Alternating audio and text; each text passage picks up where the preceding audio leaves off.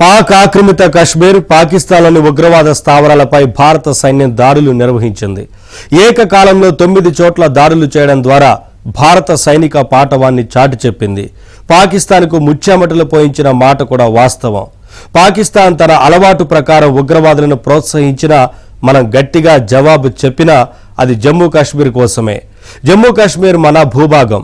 దానికోసం పాకిస్తాన్ వెంపర్లాడుతోంది. పాకిస్తాన్ ఎందుకలా చేస్తోంది? వివాదం ఎన్ని రోజుల నుంచి కొనసాగుతోంది? Watch this ABN spotlight.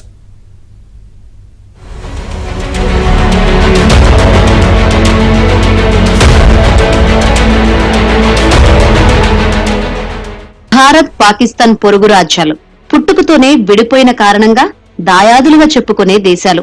అణు ఆయుధాలు ప్రయోగించుకునే సమర్థత ఉన్న సైనిక దళాలు భారత్, పాకిస్తాన్ సొంతం. ఎవరు తొందరపడి ఒక అణ్వస్త్ర ప్రయోగం చేసినా ప్రపంచ శాంతికే ముప్పు వాటిల్లే ప్రమాదం ఉంది. అయినా ఉద్రిక్తతలు కొనసాగుతూనే ఉన్నాయి. పాక్ దుశ్చర్యలను ప్రతిసారి భారత ప్రభుత్వము, సైన్యము తిప్పికొట్టడం, మళ్లీ కథ మొదటికి రావడం జరుగుతూనే ఉంది. తాజాగా కూడా పాకిస్తాన్ దారికి తెచ్చేందుకు భారత సైన్యం బుధవారం తెల్లవారుజామున భారీ దాడులు చేసింది. Revenge. India had to react to what happened in Pahalgam. 26 innocents of our country lost their lives in front of their wives and children. We had 26/11. We have IC-814 hijack. We've had attack on Parliament. We have had the Pulwama attacks. What is all this lead up to? It shows that India is being constantly attacked from Pakistani soil by the terrorists, and also they are attacking on religious grounds. This is very, very, very unacceptable. वो सारी माताएं बहनें जिनके लोग उस आतंकी हमले में मारे गए थे, आज उनको न्याय मिला है. आने वाले समय में पाकिस्तान का ये पूरा आतंकी मॉडल खत्म करना हमारे देश की जिम्मेदारी है. मैं फिर से पूरे देशवासियों के साथ अपने इंडियन आर्म फोर्सेस को सलाम करती हूँ, नमन करती हूँ, उनको आभार व्यक्त करती हूँ कि आज आप हैं, इसलिए हम इस विश्वास से डटे हुए हैं. స్విట్జర్లాండ్ ఆఫ్ ఇండియాగా పిలిచే జమ్మూ కాశ్మీర్ నిత్యం వివాదాల్లో కొనసాగుతూనే ఉంది. హిమాలయ పర్వత సానువుల్లో 2,22,000 కిలోమీటర్ల వైశాల్యమున్న అత్యంత అందమైన ప్రాంతం అది. మంచు దుప్పటి కప్పుకున్నట్లుగా ఉండే అందాల కశ్మీరంలో అందమైన ప్రదేశాలు, నదులు, సరస్సులు, సెలయేళ్లు ప్రయాణికులను అక్కడకు రమ్మని ఆహ్వానిస్తూ ఉంటాయి.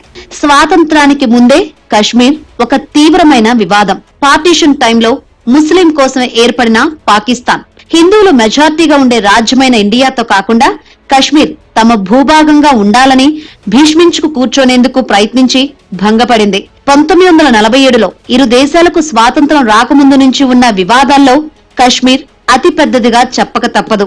బ్రిటిష్ వాళ్లు స్వాతంత్రం ఇచ్చి వెళ్తూ కశ్మీర్ కు ఏ దేశంలోనైనా కలిసే అవకాశం ఉందని ప్రకటించారు.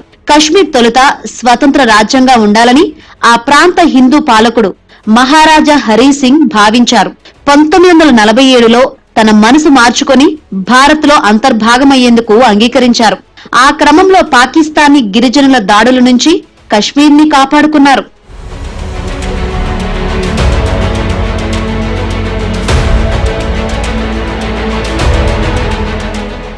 కశ్మీర్ కోసం 1947-48లో ఇండో పాకిస్తాన్ యుద్ధం ప్రారంభమైంది.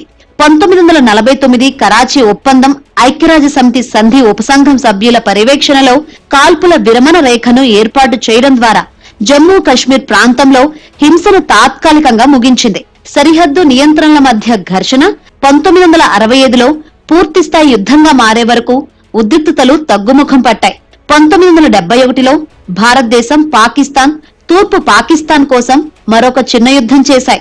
భారత దళాలు ఆ ప్రాంతం స్వాతంత్రం పొందడానికి సహాయం చేశాయి. ఫలితంగా ప్రస్తుత బంగ్లాదేశ్ స్థాపన జరిగింది. నిజానికి 1971 యుద్ధం పాకిస్తాన్కు ఒక గుణపాఠమే అని చెప్పాలి. కరాచీ పోర్టు వరకు మన నావికా దళం వెళ్లిపోయింది. వారం పాటు కరాచీ ఓడరేవు తగలబడుతూనే ఉంది. ఆ దెబ్బకు పాకిస్తాన్ దిగివచ్చింది.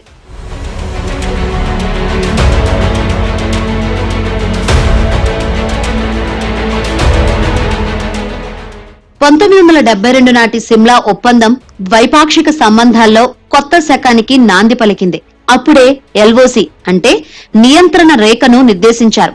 ఆ తాత్కాలిక సైనిక నియంత్రణ రేఖ కశ్మీర్ను 2 పరిపాలన ప్రాంతాలుగా విభజించింది.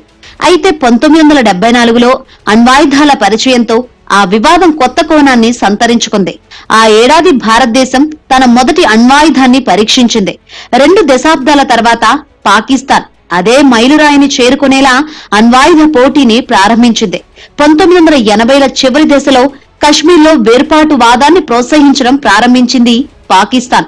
ఎల్ఓసికి కట్టుబడి ఉన్నట్లు ప్రకటిస్తూనే 1999లో పాకిస్తాన్ సైనికులు ఆ రేఖను దాటి వచ్చారు.